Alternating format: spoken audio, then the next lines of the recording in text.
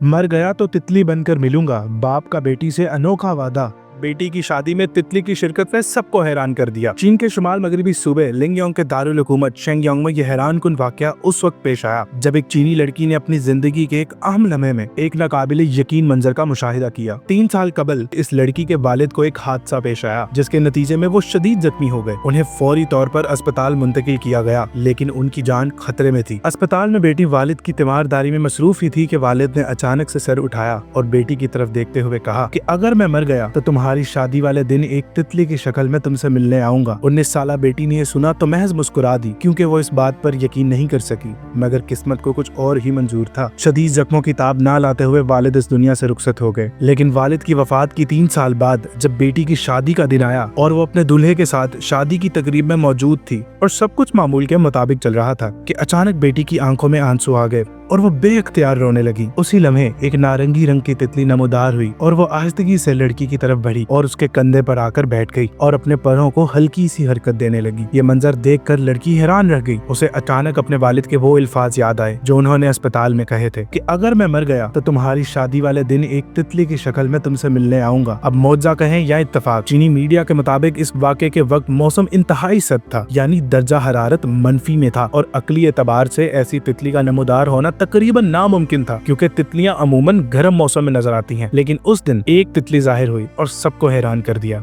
चीनी मीडिया से बात करते हुए लड़की ने कहा, मैंने कभी नहीं सोचा था कि मेरे वालिद इस तरह से मेरी शादी पर आएंगे, मेरे साथ ऐसा ड्रामाई मंजर पेश आएगा, मगर मेरे वालिद वाकई वहाँ थे। ये वाकया महज एक इत्तफाक है या वाकई कुदरत की कोई निशानी, ये जानना तो मुश्किल है, मगर जो भी था उस लम्हे ने बेटी के दिल में वालिद की यादें ताज़ा कर दी और ना सिर्फ ताज़ा कर दी बल्कि ये साबित कर दिया कि मोहब्बत की डोर कभी नहीं टूटती।